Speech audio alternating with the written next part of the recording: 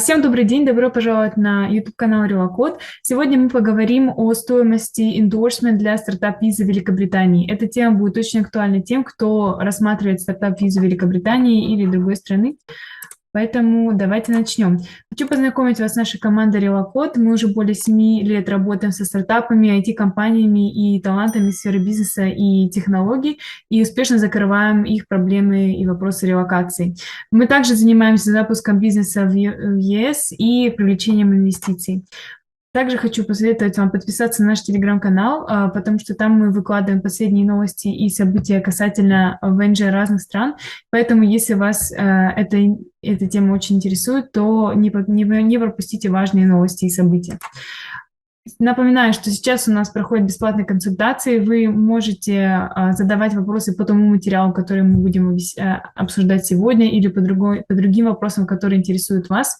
Вы можете нам задать эти вопросы в рамках бесплатной консультации.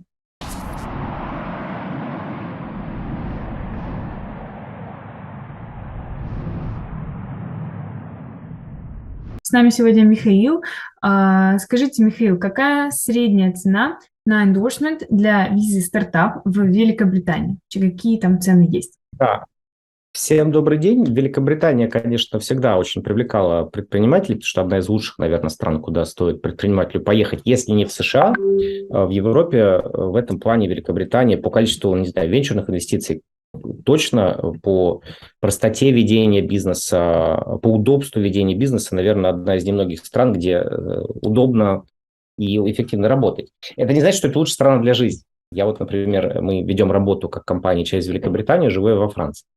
Но, тем не менее, для тех, кто едет в Великобританию, кому важно быть там, кому важно привлекать инвестиции, стартап-виза для команд и компаний – это лучшее решение. То есть есть еще Global Talent для отдельных профессионалов. У нас много роликов на эту тему, но стартап-виза вот для команд, которые хотят привлечь инвестиции – это лучшее решение. И британцы пошли по пути, по которому идут сейчас 90% всех стран, кто внедрил у себя программу стартап-виза, они ввели требования фасилитатора, к которому чиновники передали свое право отбора проектов, кому давать стартап-визу, кому не давать. Ну, как бы идея простая, да, чиновники не представители венчурного бизнеса, давайте венчурному рынку дадим право отбирать лучше. Ну, вообще, кто нужен венчурному рынку, пусть они сами решают. Насколько это эффективно сейчас работает, отдельный вопрос, но, соответственно, возник механизм или там инструмент-фасилитатор под названием, это организация, которая должна вас сопровождать, и эта организация должна вам дать письмо поддержки и подтверждающее, что вы имеете потенциал для британской экономики. Ваш проект, да, не вы конкретно, это вот в случае с Global Talent конкретный человек, а здесь ваш проект имеет большой потенциал для британской экономики в плане инновационных технологий. И вот условия получения этого эндорсмента, они интересные. Вот эта модель фасилитаторов, она и в Португалии, и в Канаде, и во Франции. Цены очень разнятся. Да, британцы молодцы, они как бы понимают, что к ним идет основной поток, поэтому они сделали самые высокие ставки. Но цена очень сильно варьируется. Я знаю компании, которые берут там 1000 евро в месяц, 1000 фунтов в месяц за сопровождение проекта на все следующие 2 года, грубо говоря. И это достаточно дорого выходит, или 3 года, в зависимости от того, что это там стартап, виза, ну, в данном случае стартап мы обсуждаем. Значит, поэтому кто-то берет фикс какой-то, который выплачивается частями, и по факту это может быть там от нескольких тысяч фунтов до десятков тысяч фунтов, да, тут до 30 тысяч фунтов может быть легко. Значит, есть несколько исключений. Во-первых, есть несколько хороших фасилитаторов, которые не берут за это деньги. К ним огромная очередь, они редко набирают, там не чаще 2 раз в год. В чем плюс платных фасилитаторов? Они набирают круглый год. Ну, пока у них не закончились места, они могут набирать в любой момент времени, on rolling basis. Значит, и есть еще одна лазейка, если вы закончили, она не всем подходит, просто надо ее тоже упомянуть. Если вы закончили британский вуз, вы имеете право получить письмо поддержки от вашего британского вуза. Ну, если он там более-менее приличный. И тогда вузы не берут почти что никогда никакие деньги за такое письмо поддержки и за сопровождение, потому что вузы, они в основном неплохо себя и так чувствуют, либо датируются государством, либо это у них хорошо зарабатывают. Своих студентов, короче, они поддерживают, поэтому они такой мелочевкой не занимаются. Они просто дают эндорсмент своим выпускникам, если они приходят к ним с идеей, собственно говоря, какого-то стартапа. Ну вот разброс цен примерно такой. Спасибо большое, Михаил. Ну, вы говорили, что это может, даже эта цена может доходить до 30 тысяч фунтов стерлингов. Скажите вообще, за что мы платим такие деньги? Что Э, обеспечивает для нас endorsement? Мгм. Это хороший вопрос. То есть в ряде случаев это просто действительно, по крайней мере, в ряде стран, я не говорю про Британию, но в Британии это тоже прослеживается, некая тенденция фактически брать эти деньги за ВНЖ. То есть, грубо говоря, мы вам даем эндорсмент, вы получаете ВНЖ, и что вы от нас еще хотите? Формально мы вам какие-то услуги окажем, но они будут низкого качества. Конечно, официально все звучит по-другому, что мы вас сопровождаем, чтобы вы интегрировались в экономику Британии и так далее. Но, как правило, предпринимателям, к сожалению, вот произошел разрыв. Чаще всего предпринимателям эти услуги не очень нужны. Ну, то есть эти услуги что часто в себя включают? Если это какая-то фасилитатор является бухгалтерской компанией, то они оказывают бухгалтерский учет. Но бухгалтерский учет в Британии очень простой. Если у вас нет оборотов выручки, он точно не стоит 1000 фунтов в месяц. Да, если у вас пошла оборот выручка, подняли инвестиции, да, там, конечно, и больше может стоить, но есть куча софта, который позволяет это все заполнять. Есть вообще, можно заполнять это самостоятельно, ну и это стоит, не знаю, там 500 фунтов в год. Вот наш бухгалтер берет 500 фунтов в год за отчетность годовую. Один раз, не в месяц, всего за весь год. А тут 1000 фунтов в год просят за весь период сопровождения. Значит, ну вот спорный вопрос.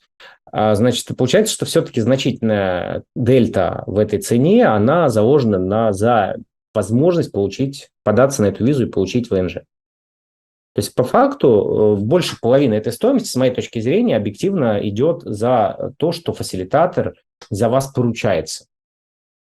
Ну, понятно, что официально это все звучит так, что вас будут сопровождать, вам будут оказывать услуги, но я пока еще очень мало встречал фасилитаторов, которых оказывают действительно качество настолько, чтобы прям это стоило тех денег. Ну, если сравнить, да, вот сколько бы мы заплатили профессиональным консультантам в этой сфере, которые бы могли решить нашу задачу, ну, вот мы вышли бы примерно на похожие деньги. Но качество их услуг, так как они все-таки отвечают за качество, и они не являются монополистами. Да, вот фасилитатор фактически монополист. Есть там определенное количество организаций, которые могут дать вам это письмо. Мгм. Как мы знаем, при любой монополии качество падает, цены растут. Здесь во всем мире происходит примерно то же самое. Поэтому британцы сейчас смотрят на то, чтобы расширять количество этих фасилитаторов. Есть разбирательства, скандалы, как всегда, интриги, связанные с тем, что этих фасилитаторов наказывают за некачественное оказание услуг, как мы знаем. Ну, то есть TechNation и там, Британия в целом стараются, конечно, за этим следить, чтобы эта система не превратилась во что-то совсем в полную профанацию, продажу за деньги ВНЖ, поэтому надо смотреть от фасилитатора, но много от них не ждите в любом случае. Мгм.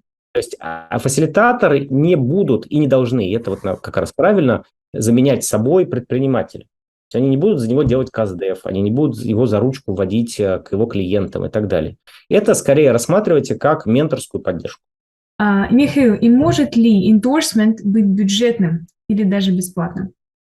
Да, смотрите, то есть обычно никто не продает некую услугу эндорсмента, то есть при предоставлении письма поддержки в отрыве от дальнейшего сопровождения. То есть всегда, как правило, представление такого письма в последующем сопровождается оказанием услуг фасилитатора, да, ну, наверное, можно больше всего сказать ментора или консультанта, который будет оказывать вам некоторую поддержку, близкую к роли ментора, следующие там полгода, год или 24 месяца, в зависимости от того, какие условия. Мгм. И как правило, есть организации, которые, как я говорил, вот, например, человек закончил британский вуз, он выпускник этого вуза, вуз ему может дать такое письмо и ничего за это не возьмет. Есть акселераторы, второй момент, второй пример, да, акселераторы, которые, наоборот, вам денег даже дадут.